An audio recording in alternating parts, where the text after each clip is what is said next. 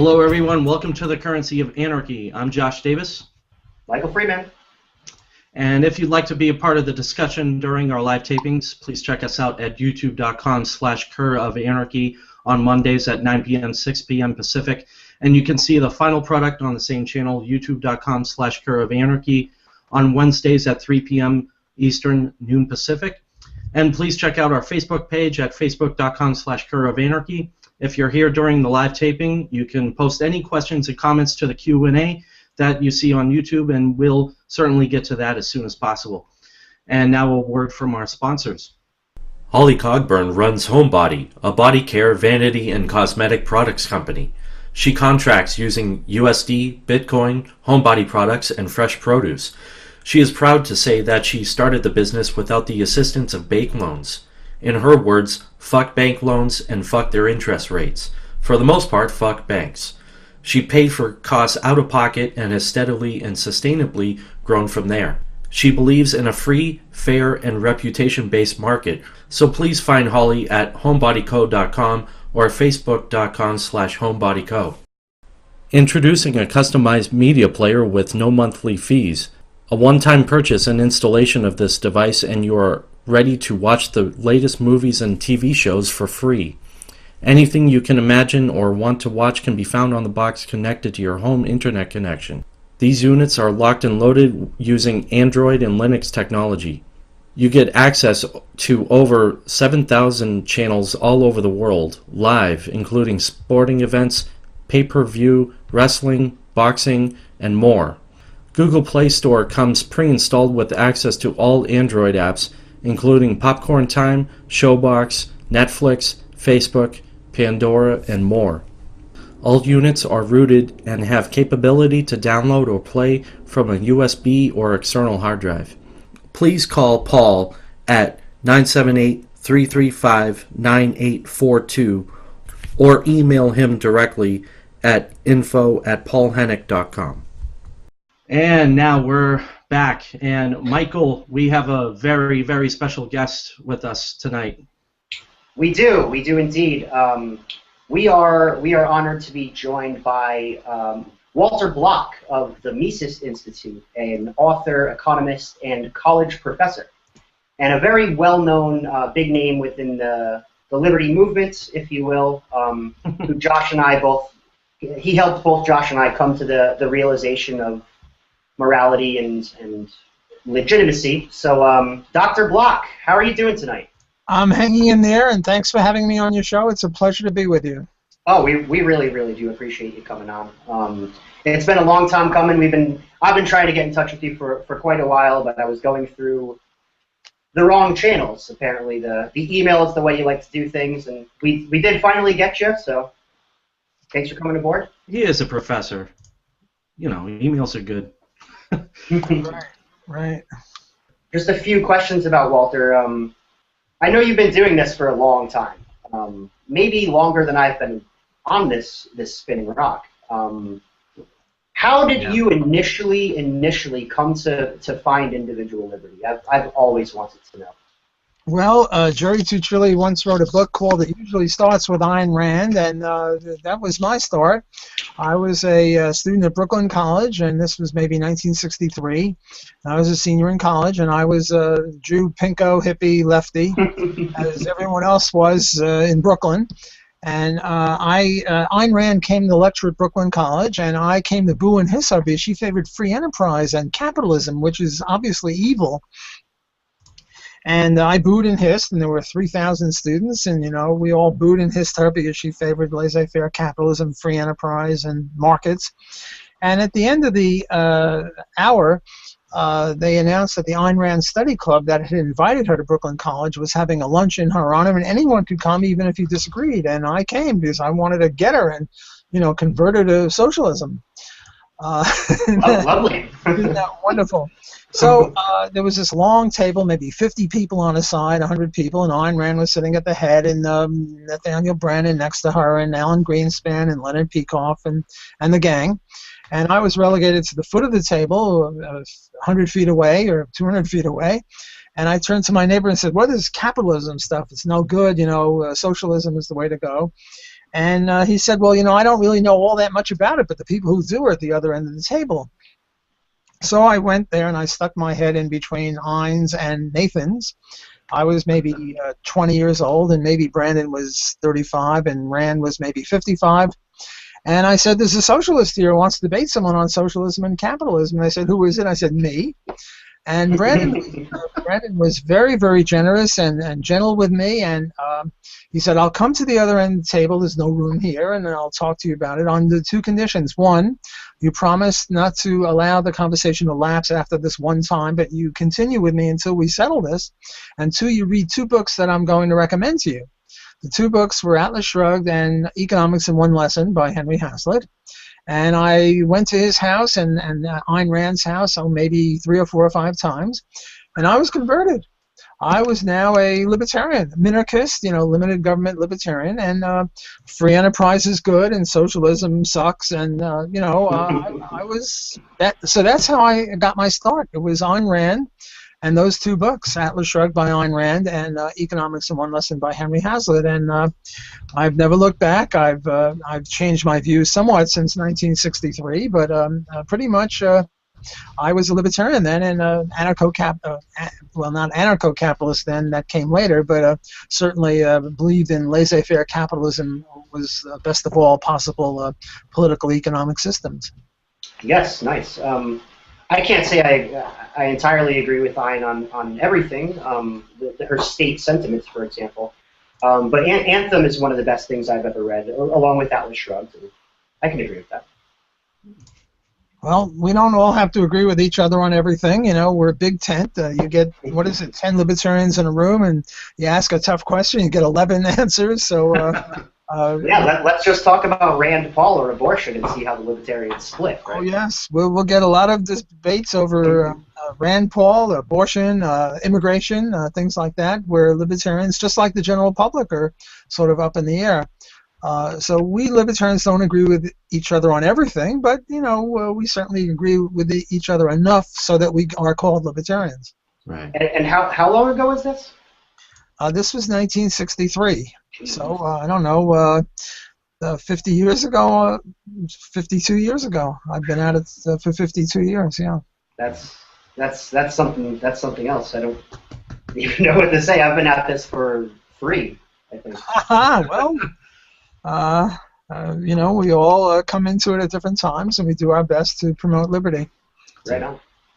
All right, back to you, Josh. Okay. Yeah. Thanks for that, Michael. Actually, I guess the first topic that I'd come up with earlier was just about minimum wage, and there's a big uproar over, McDonald's should raise their wage, but then that would price a lot of people out of the cashier's window, or I think that it's kind of just really naive to say that minimum wage would be the answer to everything and would make everybody equal, or more equal, I should say. And that's just the basics of it. In what goes through my head every day when I hear the minimum wage argument. But so what's the actual argument as to not have a minimum wage? Why should we get rid of the minimum wage? Well, we should get rid of the minimum wage if we don't want to see unemployment in the stratosphere for young people, for black people, for young black people, whose unemployment rate is something like 4 times as high as the unemployment rate for male, white, middle-aged people. You see, a lot of people think that the minimum wage law is like a floor under wages, and the higher you raise it, the higher wages go. If you have to use an analogy, that's the wrong analogy, because the minimum wage law is not an employment law. The minimum wage law doesn't say that anyone should employ anyone. Rather, what the minimum wage law says is that if you're employed, you have to be paid, say $7 an hour. Right now, minimum wage in Louisiana is $7.25. But it doesn't say anyone has to hire anyone at $7.25. It just says if you hire them, you have to pay them $7.25. Right. But suppose their productivity is $5 an hour. That means that if you hire them, you'll have $5 an hour more on your receipts than you would if you didn't hire them. Maybe you have a factory or you have a McDonald's, and if you hire this person, your receipts will go up by $5. How much would you be willing to pay them? Well, you'd like to pay them a penny, so you can make $4.99 off of them, but somebody else will offer 2 cents. Someone else will offer 3 cents, and it'll get up to $5. But if you have to pay them 7 1/4 and they're only worth 5, guess what? You're losing 2 1/4. You're not going to hire them in the first place. And if you do hire them in the first place and you hire more than one of them, you're going to go broke and you're not going to hire anyone. So the minimum wage law doesn't raise wages. The minimum wage law just cuts out the bottom rungs of the employment ladder. So you get young kids, disproportionately black kids, who can't get any job. Their unemployment rate is in the 40 percentile. And that's even low because the unemployment statistics don't count the discouraged worker, someone who's been looking for a job forever and hasn't found one, and they don't count as unemployed. If you counted them too, it's just horrible. It would be even higher. And this is cruel and unusual because, you know, if you can't work and you're a young kid and you get bored and you get into crime and the cops have more guns than you and they kill you or they put you in jail, the number of black people in jail is preposterously high, and a lot of it is due to the minimum wage law. So, look, if the minimum wage law was so great, why not raise it to, I don't know, $100 an hour? And you'd think, oh, it'd be wonderful based on this theory that minimum wage is a floor raising wages. Let's all get 100. But the point is that most of our productivity is, $5, $10, $15, $20 an hour, $30 an hour. And if I'm a plumber and my productivity is $30 an hour, and the employer has to pay me 100, he's going to lose 70. And how is that helping? So minimum wage law is a total disaster, and it should be not increased and not decreased, but eliminated. And I would say, I take a very radical position on this, that the people responsible for it, the people who passed the legislation, the people who uphold it, they should go to jail. Mm. Because, look, if I went into the inner city with a gun and I said, okay, black people, you can't get a job, you try to get a job, I'm going to shoot you, what would I be? I'd be a criminal, right? And yet this is what the law does in effect. Yeah, I can really touch on a few of these points here. Well, I agree entirely. I believe that minimum wage, if anything, stops people from getting jobs. And I'm kind of going through it right now. I am looking for work pretty seriously, and I'm having trouble doing it. And I am not college degreed. I do have some community college under my belt, not a degree. But I also am a combat veteran. Not that that's anything to be proud of. But in the status narrative, they tend to pretend to place value in that. And I'm having serious trouble getting a job. The minimum wage here in Rhode Island is about $9.75. I don't have many skills. I can run and jump and shoot, sure. And I can hide or drive tanks, I suppose. And I'm not sure how that's going to apply as a marketable skill here on the home front. You could be a taxi driver. This is true. I'm actually thoroughly looking into Uber, but that's another story for another time. Yeah. I am the person who will undercut another potential employee. I am willing to work for $8.50 where the other guy's willing to work for $9.50. I have no problem with that. I need the work that bad, right? Mm-hmm. And because of minimum wage laws, if I was to enter into a voluntary contract with a potential employer where we both agreed to the terms without compulsory non-consent, we would both be subject to murder, if you understand the conclusion of what a law is, right? As Walter pointed out about guns, I am subject to murder for voluntarily entering a contract with an employer, and we agree, and we both like the terms of the agreement. And I think that's a serious problem. And I'm not sure that I believe in governments or jail and locking people up for that, but it's a serious problem to me. And I think that stopping people from working with violence, stopping production from happening is, counterproductive. And it's hurting my life. So I don't like to use that argument, the emotional self-appeals to self-interest fallacy, but You're right. Well, this is part of the reality, and not just you, but thousands of people can't get a job because of this unconscionable law. It's just a horrible thing. Right. Yeah, someone posted a question before I move on to something similar. Daniel Lee posts this. Libertarians in academia, just entering, considering graduate school teaching. That, I assume he's referring to himself. So why bother with brick and mortar when there are like the Khan Academy, YouTube, just for the certification of having a PhD over after one's name? Good question. Yeah, that's an interesting question. Walter, did you get that? Yes, I got it. Okay. I was in a debate with this guy, Gary North. Mm-hmm. Gary North is a friend of mine, and we had a friendly debate on this, and Gary was taking the position that it's silly to get a PhD, because nowadays you get a PhD, and most of the economists, if not outright socialists, or at least Keynesians or interventionists and mathematicians, and you just sort of waste 5 or 6 years getting a PhD. And I took the opposite position. Now, I don't know what the future is going to hold, and maybe electronic university will take the place of ordinary red brick universities, but so far it hasn't happened. And I have a nice career, and young people getting a PhD have jobs. I don't see any problem with that. I mean, it's sort of it's a risk. You become a taxi cab driver, and then Uber takes over, and then Uber might be taken over by drones. Who knows? Yeah. Everything is a risk. You never know what the future is going to bring. But so far, it seems not unreasonable thing to go get a PhD in economics. I would favor economics because you can get a job more easily in an economics department, because most economists are more open to free enterprise, say, than I don't know, sociologists or political scientists or historians or literature people. So I don't. I think it's one possible good career move if that's what you want to do.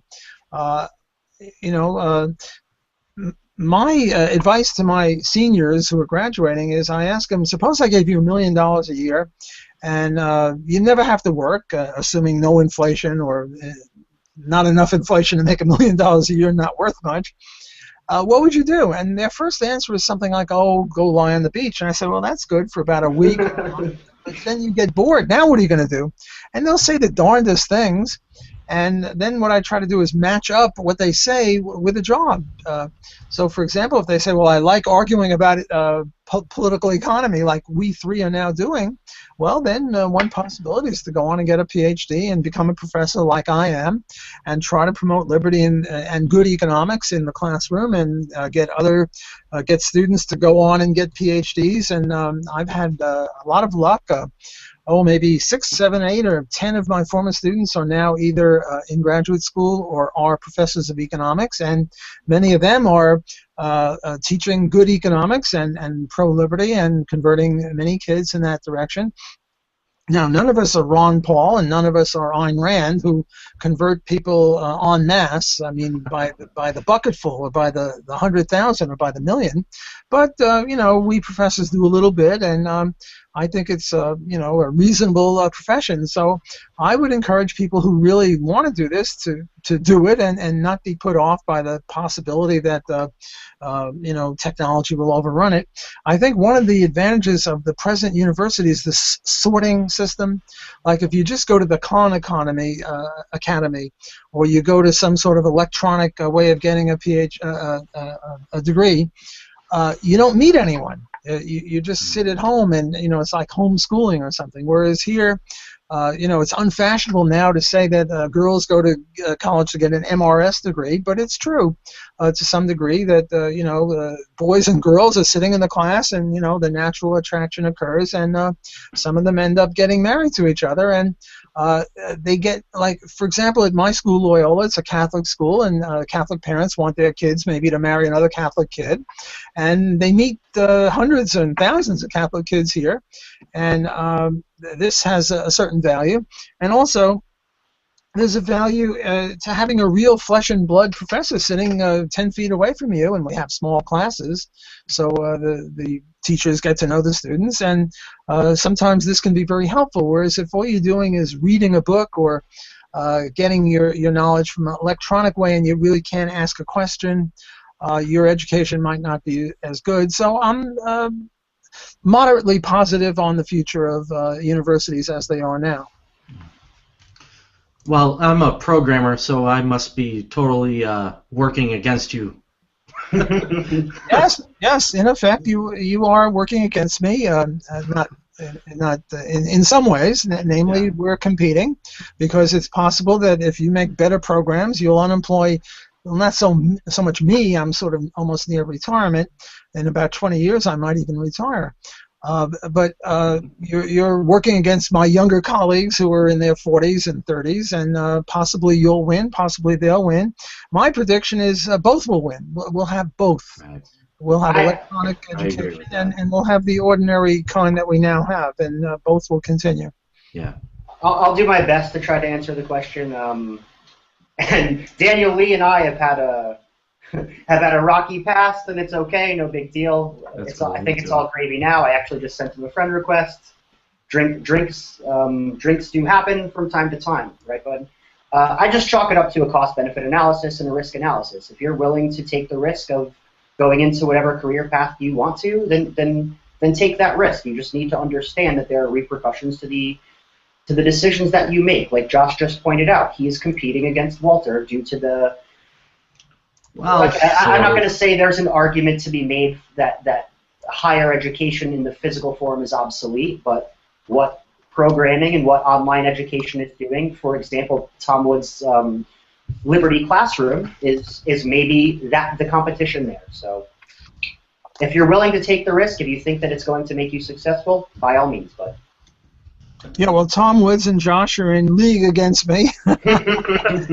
They're both working. I mean, Tom is, just speaking, but Josh and his buddies will be helping Tom to maybe outcompete me or at least compete against me. And, I'm a good friend of Tom Woods. I think he's magnificent. He's a wonderful speaker. He's a very gifted economist, a gifted historian. He is one of the best public speakers, not only in our movement, but anywhere. So with him and Josh against me, I think we'll have a good fight. What is it? Pacquiao and what's his name are having a fight. Floyd Mayweather. Floyd Mayweather, yes. Floyd Mayweather. So Josh and Tom against me and maybe Michael. Who knows? I'm actually going to take this and run with it for a sec. Pacquiao Mayweather on Saturday, right? I'm not a fan of Floyd Mayweather at all. I think that he's a washout. I think that he was built up by the system, just like I don't know, any politician ever. So on Saturday, Karen, my girlfriend, and I are going over to her father's house, and her father is from the Philippines. Her mother and sister are from the Philippines. She was the first generation in their family, and I thoroughly look forward to Pacquiao smacking up Floyd Mayweather. I really do. I will bet against basically anybody. Mayweather is a giant idiot who swings, and Pacquiao is tactical, small, and fast, and I can't wait. Well, I used to take karate, and I have a brown belt in karate, and I sometimes used to think, I weigh about 180, 185, and I used to think, how would I do in a boxing match against a featherweight who weighs 105? And then I got into it with some of these guys. I wouldn't last more than 5 seconds. Well, I think the thing is, for every punch that the big guy can throw, I don't mean me. I'm not a boxer. I'm a small, fast guy, and I used to do some of that stuff. Not anymore. But for every one of those punches that I can dodge, your level of agility is going to dramatically go down, right? And I think that's where Pacquiao is going to take it. Floyd Mayweather is going to randomly swing and try to make the big connect punch. That's not going to connect. And what Pacquiao is going to do is dance circles around him, make him tired, and punch him in the kidneys and in the face over and over again to the point of incapacitation. And he's just going to sit there and relax. Well, I have no views on that. I'm not a betting man. I'm not betting on one. They're both superb athletes. I wouldn't want to be in the ring with either of them, even with a baseball bat. Maybe a gun. I think I could hold my own with a gun, but not a baseball bat. I think, I mean, these are two athletes, superb athletes that are at the top of their game, and it'll just be a magnificent fight, but I'm not picking winners. Yeah. I'll pick winners, but I will say for the record, I absolutely am not the one who is paying to watch this. Her father is. I would not. All right, let's bring it back here. sorry. That's a heck of a sidetrack. Yeah. So, but back to we were talking about the minimum wage earlier, and what's similar to me is bankruptcy. They're both fake safety nets to me. Bankruptcy law, it's the idea that you can get rid of all of your history and ignore all of your debts and just be irresponsible, in my opinion. But minimum wage is more of a safety net for those already employed. Bankruptcy is for someone who just either doesn't get enough money or any money, in my opinion. Or debt. Right. Let me comment on that. I don't really see the minimum wage as a safety net for people already employed. That's sort of this theory that the minimum wage upholds wages. Right. I mean, if somebody is getting $9 an hour and the minimum wage is $7.50. I don't think the minimum wage is responsible for it all. I think the reason he's getting $9 is because his productivity is 9, or if he's making 15 or 20 an hour, I think it's because his productivity is that. And in equilibrium, I think that would be exactly true, but in the real world, it would only be approximately true. We're never at equilibrium, but we're always tending toward it. So I don't see it as a safety net. I just see it as a way of unemploying people below. It has no effect on people above, in my view. Now, with regard to bankruptcy, here you have to bring in Henry Hazlitt's Economics in One Lesson. And Henry Hazlitt never tired of telling us you got to look not only at the superficial effects, but on the wider effects, and you have to look not only on the immediate effects, but also on the long-run effects. And you see, people look upon bankruptcy laws as good because the bankrupt person gets another chance, but they forget all about the creditor, the person to whom the bankrupt person owes money and now doesn't have to pay. Look, Josh, if you lend me $100 and I use it to go into business and then I lose the money and now I declare bankruptcy, I don't have to pay you back that $100. Right. That looks pretty good for me. Namely, I have $100 that I don't have to pay back, but you're minus $100. Right. So, yeah, I call that negligence. Yeah. So I think that in effect, it's allowing me to steal from you. I should pay that $100 back because I borrowed it in good faith and you lent it to me in good faith, and now I'm going into another business with somebody else's money and maybe I make it big this time and I don't have to pay you back ever. That just seems like theft. So I'm not a big fan of bankruptcy law. I certainly would agree with you there. Right. It almost feels like it's almost every law just kind of brings about irresponsibility. I have to take bankruptcy to taxation. Like, who is going to cover the lack of funds being given back to the initial benefactor? Yeah. Right. Well, now let me just say that when we libertarians are not against all laws, there are certain laws that are justified. Law against murder, law against rape, law against theft, law against slavery, law against kidnapping, law against arson, law against fraud. I mean, there are certain legitimate laws, and I think we libertarians uphold laws. We're not against law, period. It's just that we're against victimless crimes. We're not, if there's a murder or a rape, there's a victim there. So we certainly favor laws prohibiting those violations of the non-aggression principle.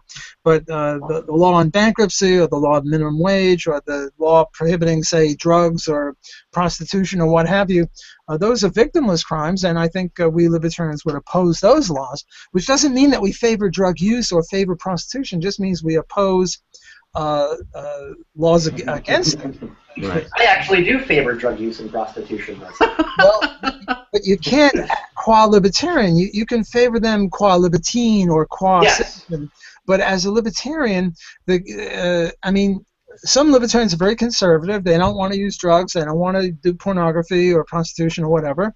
And others want to do those things. But that's not the unique libertarian position. The unique libertarian position is we oppose laws against them, not that we favor them as libertarians. Look, you might favor vanilla ice cream. I might favor chocolate ice cream. Josh might favor pistachio ice cream. Oh.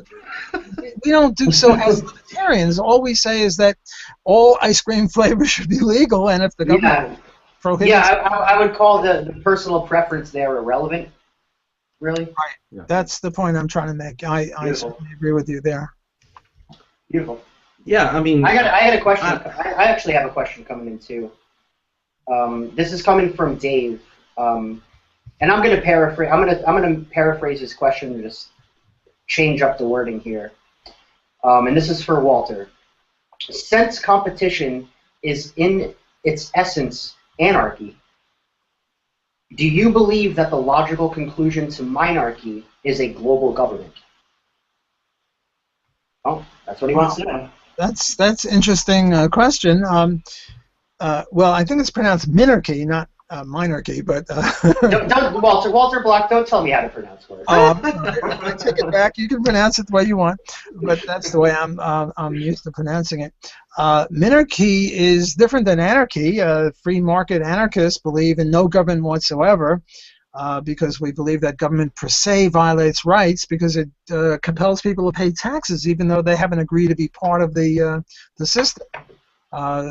Some of the anarchists, the people who favor government say, well, you know, if you join the tennis club, you have to pay dues. You join the golf club or the chess club, you have to pay dues. Well, you're part of the U.S. government club, and you have to pay dues. We just call them taxes. But the point is that with the golf club and the tennis club and the chess club, you agreed to join, or the condominium, you agreed. You signed up, whereas nobody signed up to be part of U.S. government. It was not created unanimously. It was maybe under democracy by a majority vote, but that just means that the majority compels the minority. But another version of libertarianism is minarchism, and Ron Paul is a minarchist, and Ayn Rand is a minarchist, and there are a lot of Robert Nozick are minarchists, Richard Epstein, other good libertarians. And there the view is that there is a legitimate government, but it's very, very limited, and the whole purpose is to protect people against violence against themselves or their property. And to that end, you need three institutions: armies to keep foreign bad guys off of us, not to go out and export democracy and to promote U.S. interests all around the globe. I mean, we have, 1,000 military bases in about 170 different countries. That's not defense. Yeah. And then police to keep local bad guys off of us, not shooting us for using drugs or other victimless crimes. And then courts to determine, if there's a dispute between two people as to who is in the right. And that's it. And for that, instead of the present budget, you need, 5 or 10% of the present budget, which means 5 or 10% of the taxes that we now pay. So that would be the minarchist view. Now, I'm not sure how that links in with competition. Competition is all around us. We're always competing with each other and cooperating with each other. Indeed, I would go so far as to say that we cooperate through competition. We cooperate with each other through competition. For example, bakeries. I don't know. There are a lot of bakeries out there, and they're all competing for the consumer dollar. And that's one way that we cooperate with each other, because we get the best bakeries, because the ones that aren't doing too well, they lose money and they go broke, and the ones who remain are pretty good bakers, and the ones that aren't good bakers have to become plumbers or economics professors or whatever. And so competition is a way of cooperating with each other. That's the best I can do with that question. I'm not sure I fully plumbed it because I don't think I understood it fully, but I didn't either. My reaction to it. Yeah, I didn't either. I mean, I guess my problem with, I can't believe I'm going to do this. I guess my problem with your answer, not that I understood the question either, because I really did not, but I'm not sure I've ever seen a government only protect anybody or only limit themselves to the absolute needs of the people. I'm not sure that in human history that's ever happened. So I don't see a logical reason to believe that it ever would or could. Like the one attempt that I am aware of that that this was ever tried was the great experiment of American Republican democracy, and well, I think we all know how that ended up. So. Well, it was pretty good, apart from slavery, of course. It was pretty good for, I don't know, 100 years or so. Hong Kong, Singapore, pretty good. Not excellent, not perfect, but, you know, pretty good. Look, well, I don't strive for pretty good. Well, I'm an anarchist myself. I reject it, but I'm just trying to explain what the alternative view is. I would say of all libertarians, all people who consider themselves libertarians, anarcho-capitalists are only 5%, maybe 10%.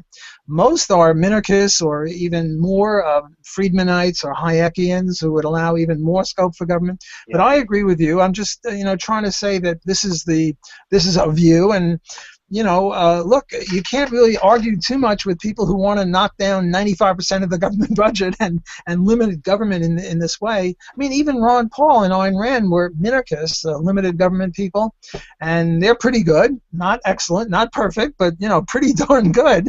So I don't want to denigrate them too seriously, although I agree with you that we've never really achieved this, and if we have achieved it, it stopped. So I'm with you on the anarchism thing. But you present a really good point there, and I'd like to address. I have never called myself an anarcho-capitalist, and by most people's definitions, I probably am. There are certain things that I disagree with, but I am a market anarchist. I am a Rothbardian.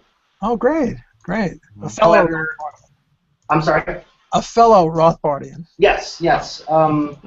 However, and Josh might not like this, but there's a friend of mine, Thomas Shane, just put out a really, really good article that I can agree with on this one. Like your point about 95%. I can appreciate that sentiment. Like, if people want to get rid of 99% of government, 95% of government, as far as I'm concerned, you're on my team for now. If anarcho-communists want to get rid of 90% of government, as far as I'm concerned, you're on my team for now. Yeah. Once we get rid of 99% of government, and believe me, we need to be on the same team in order to accomplish that goal. Yeah. Once we get there, maybe people will understand that we need zero. Maybe we can figure out the economics.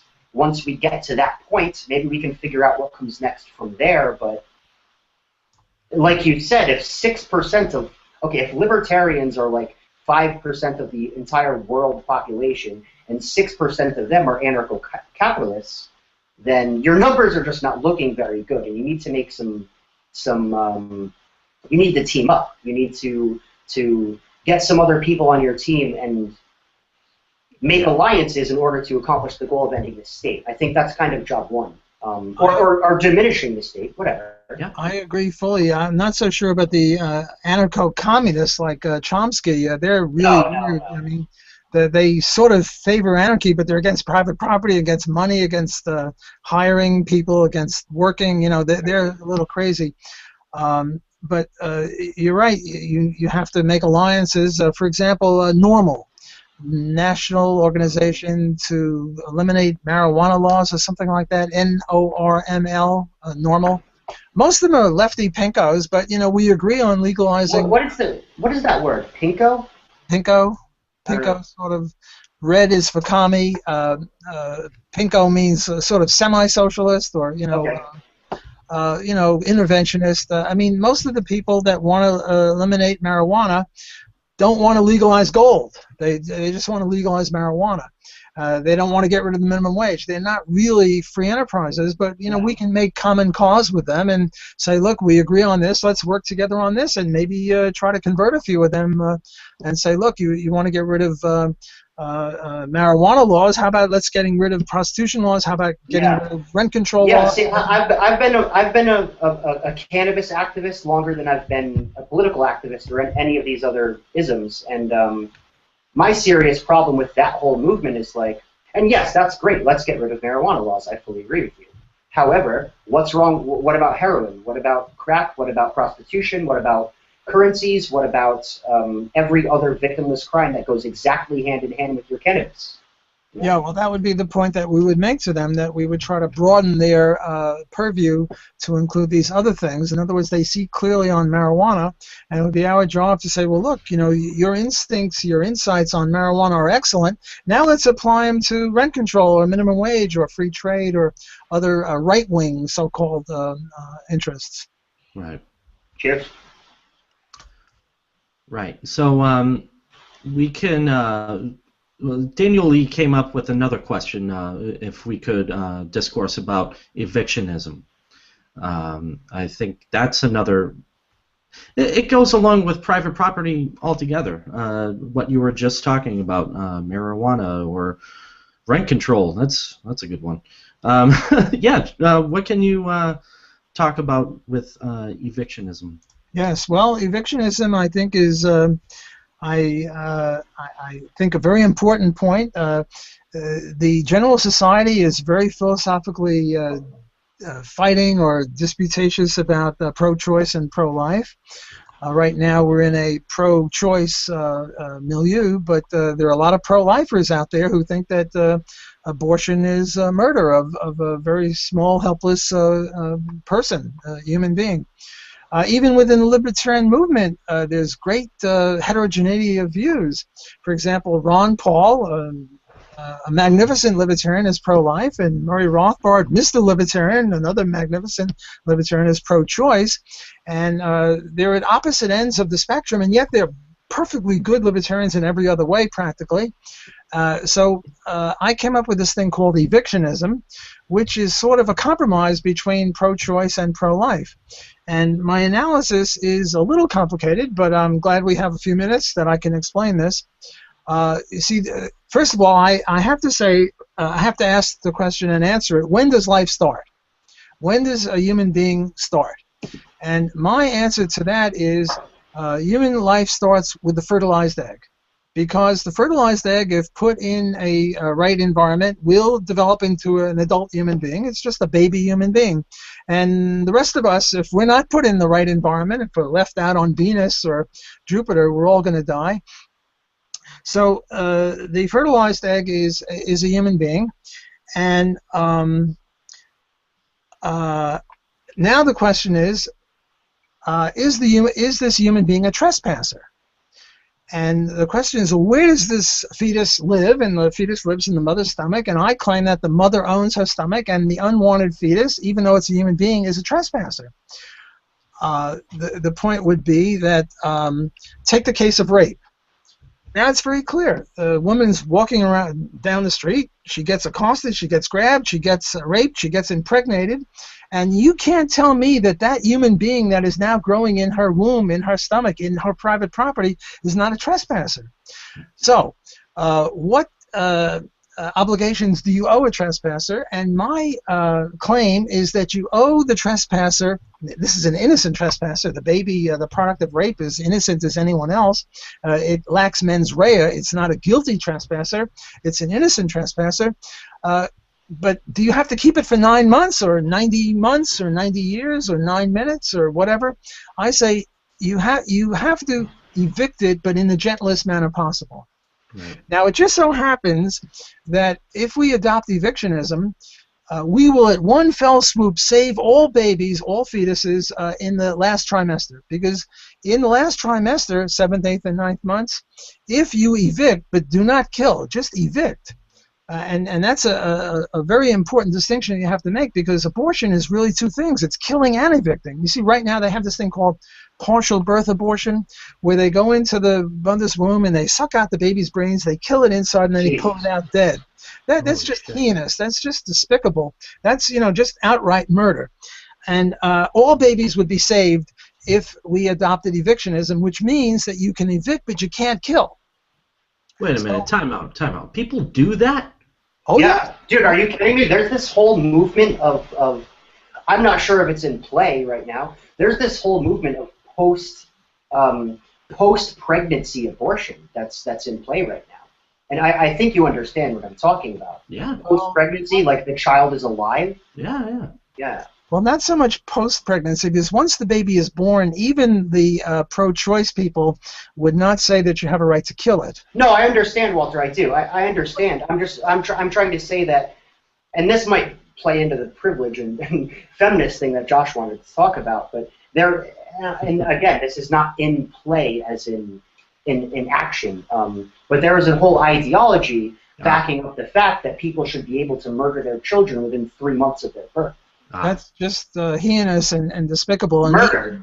And even outright plain good old first-class murder or first-degree murder. Yeah. And I think very, very few pro-choice people would go that far. You have to be really crazy to go that far. But a baby 1 day before birth is about the same as the baby 1 day after birth. There's not much difference between the two babies, and the one before birth is viable, and the one in the 7th, 8th, or 9th month is viable. So my claim is you have a right to evict but not to kill.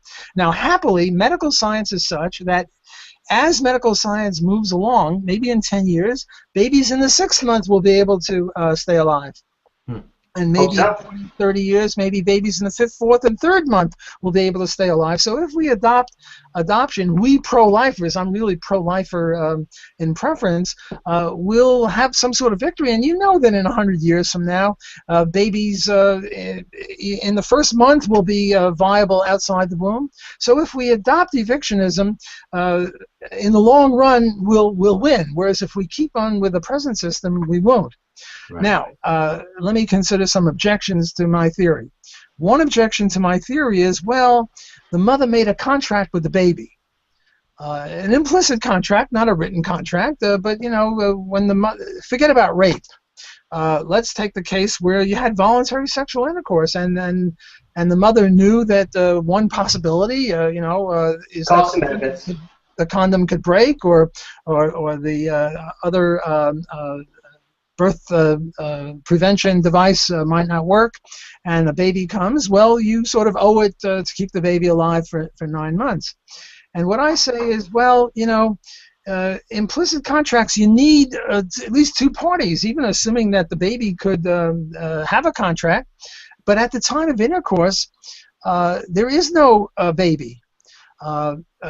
Because it takes a little while after ejaculation for the sperm to hit the egg. I don't know, half hour, an hour, or whatever. So at the time of intercourse, there can't be any contract, even an implicit contract with the baby. So that objection, I think, is all wrong. There was this case, Judith Jarvis Thompson, a very famous philosopher, says you go to bed, and you wake up in the morning, and there's this person in bed with you, and there's some sort of umbilical cord between his body and your kidney. And you turn to him and you say, how come you to be in my bed? And he says, I don't know. I went to bed last night in a hospital. I was connected to a kidney dialysis machine, and now I noticed that I'm connected to your kidney, and I surmise that what happened was some renegade doctors, put us both to sleep and connected us. Well, what obligation do you have to him? And what can you do to him? Can you just shoot him? Well, no, I think that's a little harsh. Yes, he's a trespasser. He's trespassing in your bed, and he's trespassing on your body, or part of your body, your kidney. I don't think you can shoot him because he's innocent. He didn't do it. He's innocent. But do you have to keep him around with you for 9 months or 9 years or 90 years? No, I think what you have to do is go to the hospital or call a doctor and say, hey, come on down here and cut us adrift and stick this guy back onto a kidney dialysis machine. Namely, you have a right to evict him, but you don't have a right to kill him. And for all intents and purposes, this guy is sort of like a baby. He's helpless. He's dependent upon you. If you just cut the umbilical cord, he'll die right then and there. So I think the analogy, Judith Jarvis Thompson's point about the violinist who ends up in bed with you, who was a violinist, is apropos to my case. So I think that if we adopt evictionism, we will win in the long run, and I think evictionism is very compatible with libertarianism, and it's a principled compromise between pro-choice and pro-life. I mean, if you say 2 + 2 is 4, and I say 2 + 2 is 6, an unprincipled compromise, sort of add them up and divide by 2 and say 2 + 2 is 5, that would be an unprincipled compromise. I'm giving a principled compromise based on private property rights, based on, if I mistakenly step on your lawn, you have no right to blow me away with a bazooka. Don't tell that to Chris Cantwell in Paperclips. Well, I think that would be too harsh. You have to say, sir, do you realize you're on my lawn? Please get off. And well, if I don't get off, then you can escalate. Yes, I call that an escalation of force. Right. Which is actually a military term, but it actually, I think it applies to no, that would be an escalation of force. But I'm innocent. I put my foot on your lawn. I didn't know.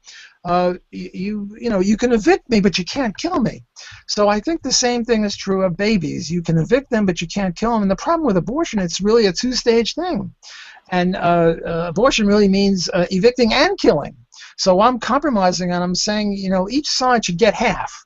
The pro-choice should get one thing, and the pro-life should get the other thing. The pro-choice should get the right to evict, and the pro-life should get the right not to kill.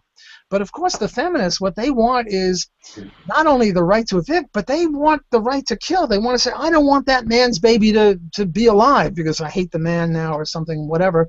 They have no right to do that. All they have is a property right in their own bodies, and they have a right to evict the baby, but not to kill the baby. So that would be evictionism, and I think that that's the only correct libertarian view, that Murray Rothbard and Ron Paul, with all due respect, are wrong on this issue, and that eviction is the only correct libertarian view. And I think that if we can just publicize this, we'll start convincing a lot of people, and maybe this is a vehicle with which we can use to promote libertarianism. Yeah, I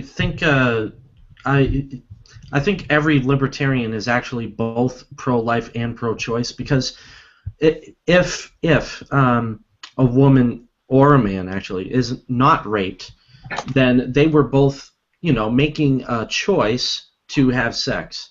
And if that creates a baby, then they have to be responsible for it. Yep, cost and benefits. The pro-life, pro-choice, you have to be both.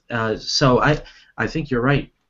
If you are negligent enough to the point of where you are happy to have sex without protection and you make a baby, that is your responsibility as far as I'm concerned. Indeed. Yeah, but what does that mean? I think responsibility, does that mean you have to bring the baby to term? Look, right now, you see, right now, under evictionism, babies will be saved only in the last trimester. But how about a baby who's 2 months old? A fetus that's 2 months old. Right now, evictionism would side with the pro-choice people. It would say, you can evict, but that'll kill the baby, but it's too bad, because you have a right to evict. It's your property. This is where I take the transhumanist perspective. Like, Walter, as you had mentioned earlier about technology in the next few decades of babies being viable in the first trimester, I think that's the most viable option. Let's forward technology to where this is not an issue. That would be great, but libertarianism has to be true not only for high technology, but for low technology. It has to be true right now. It has to be true always. True. And right now, a 2-month-old fetus is not capable of living outside of the womb. If you put it in a hospital, the baby will die. And the evictionist theory now sides with the pro-choice people, namely, that baby is going to die. And I think that that's righteous, because it's the mother's womb, that's the mother's property.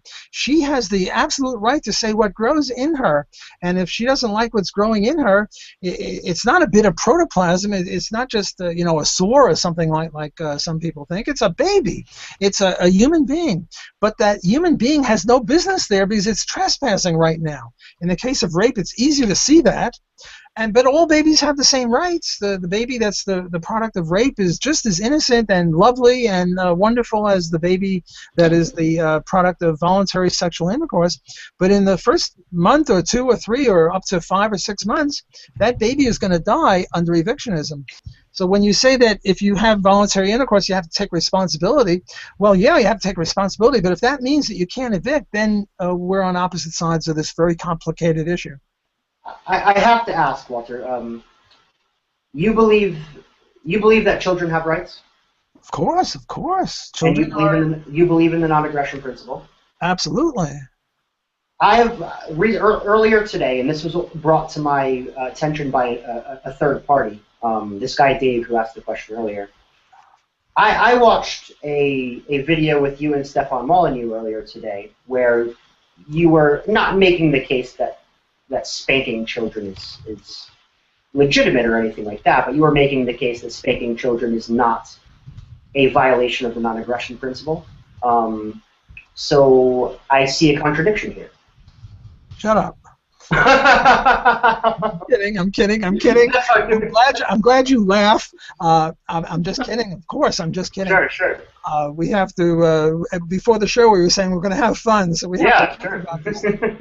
I think Stefan Molyneux, toward the end of that debate, gave in to me. He said he didn't have to think about this, so I think I won that debate. You did. He didn't make a final point. He kept going off topic, and he didn't conclude his point, I think.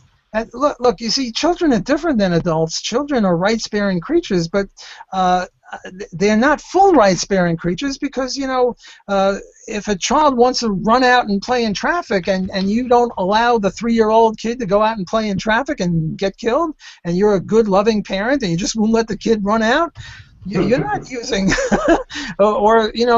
take a younger baby who's got a full diaper, and you want to change his diaper, and he doesn't want to have you change his diaper, and you're going to hold him down and make him change his diaper, because if you don't change his diaper, he's going to get sick, and he's too young to realize that. Now, look, if you had a diaper, and there are adults that have adult diapers, and you filled your diaper, and I used violence to make you change your diaper, that would be assault and battery.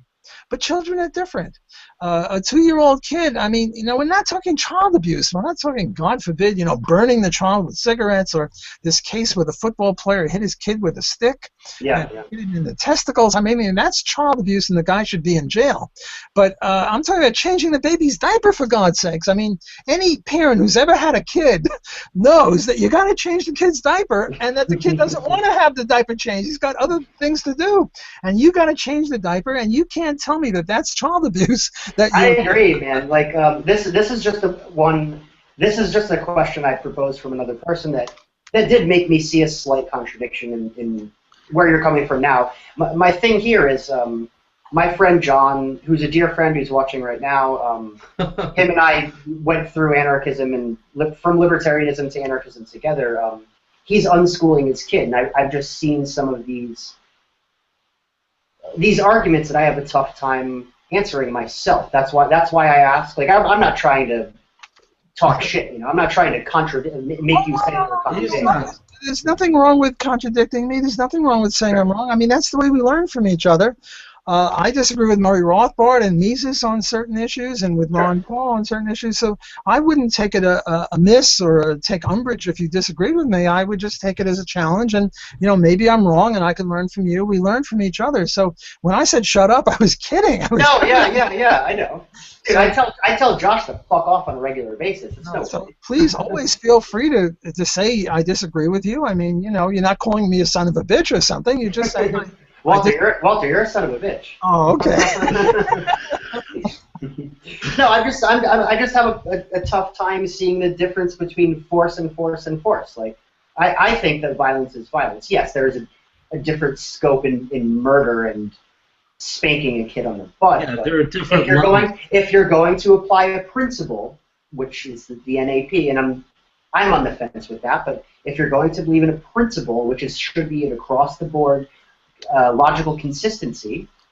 No, but the principle is not no violence. We're not pacifists. The principle is no violence except with permission. Look, the Pacquiao-Mayweather fight, if one of them punches the other in the nose, the other guy can't say, I'm calling the cops, you just punched me in the nose. Because you're allowed to punch above. Yeah, but they agreed to that. They agreed to it. And kids are also an exception if you look at the rule of no violence, but I think you have to look at it more a sophisticated way and say no violence except for permission and no violence except for kids.